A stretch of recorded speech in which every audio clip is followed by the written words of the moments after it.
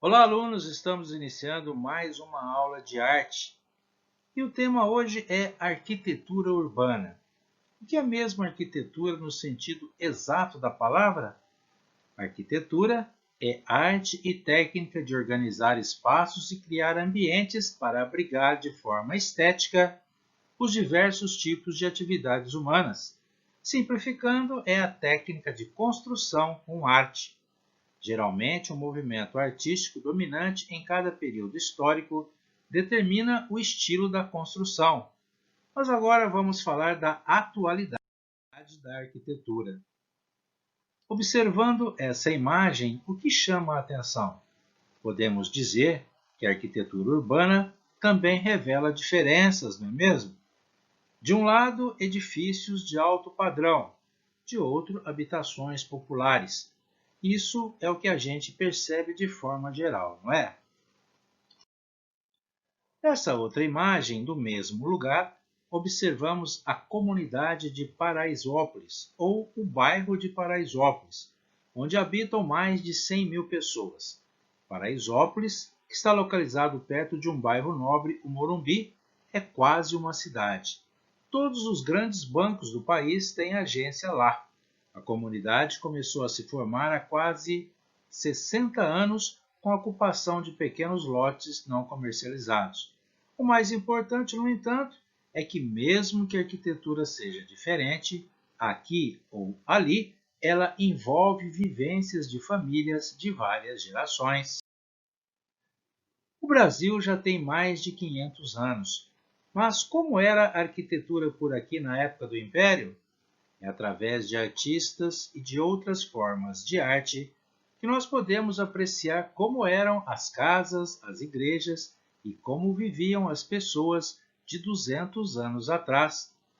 Essa obra que estamos vendo é de um dos artistas responsáveis por registrar a arquitetura daquela época, o pintor francês Jean-Baptiste Debré.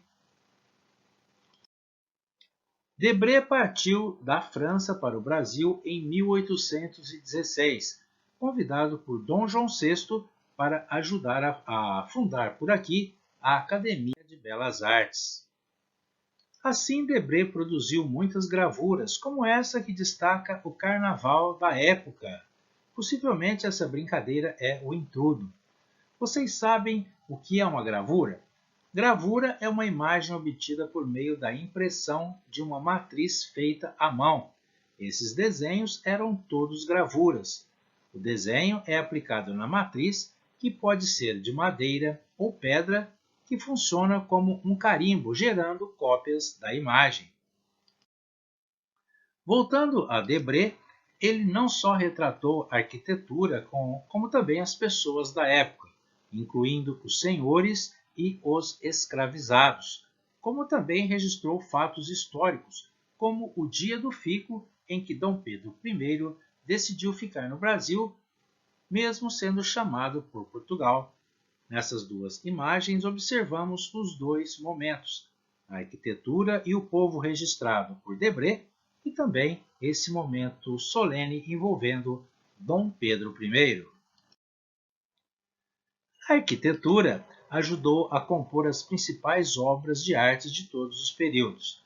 Já na época moderna, vamos destacar o trabalho do desenhista Will Eisner, norte-americano nascido em um bairro pobre de Nova York em 1917. Eisner não consegue desvincular a sua vida da arquitetura do bairro onde nasceu e cresceu. Em 1940, ele criou um personagem de gibi, o detetive Spirit, que já convivia com os cenários cheios de sombras da cidade em que ele nasceu. Nessa imagem, o criador Will Eisner é desenhado pela sua criatura, o detetive Spirit. Pois bem, na maturidade, Will Eisner criou histórias como se fossem únicas, o que se chama novelas gráficas. Em suas páginas, a arquitetura funciona até mesmo como um personagem. Na novela gráfica O Edifício, uma história repleta de poesia e lirismo, um prédio antigo será demolido para dar lugar a um arranha-céu. A arquitetura de Eisner é sempre nostálgica, Nostalgia que é uma espécie de saudade dolorida. No gibi Nova York, ele reúne diversas histórias curtas de moradores de uma arquitetura que ele parece valorizar mais que as figuras humanas. Eisner esteve várias vezes no Brasil e criou uma história em homenagem a São Paulo, incluída na obra New York. E pelo jeito, Eisner também se apaixonou pela arquitetura paulistana. Will Eisner morreu em 1995. Você sabe o que é mangá? Mangá é o nome que se dá ao gibi feito no Japão. Você sabe o que é um mangaka? Mangaka é o desenhista de mangá. E grande parte dos mangakas valorizam demais a arquitetura urbana do Japão atual para contar as suas histórias. Um desses desenhistas é Kengo Anazawa. Quem lê as histórias dele fica impressionado com a riqueza de detalhes da arquitetura em suas histórias. Parece até que o leitor está em pleno Japão.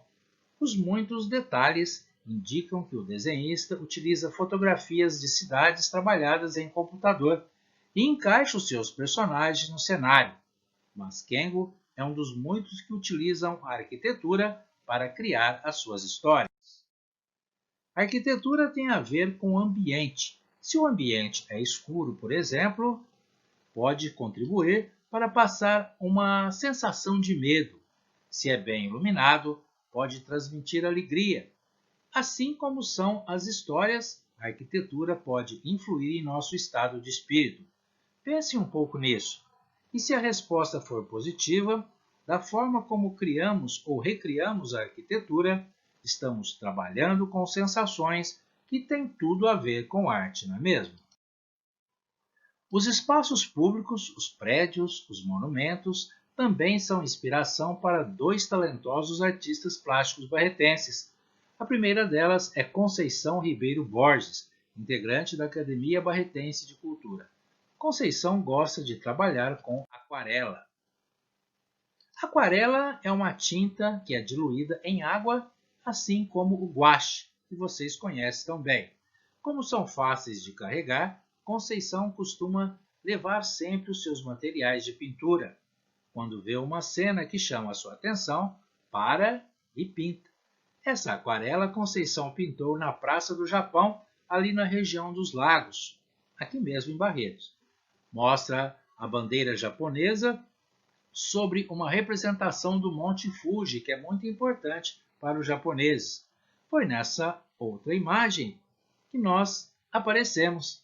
Nós acompanhamos os trabalhos de Conceição no dia que ela pintou lá na Praça do Japão. Olha só essa outra aquarela dela que mostra a Catedral do Divino Espírito Santo na Praça Central de Barretos. O que vocês acharam?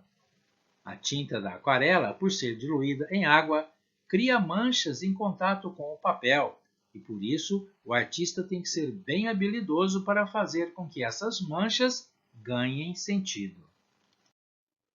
Aqui Conceição pintou a cidade de Paraty com a sua arquitetura em estilo colonial.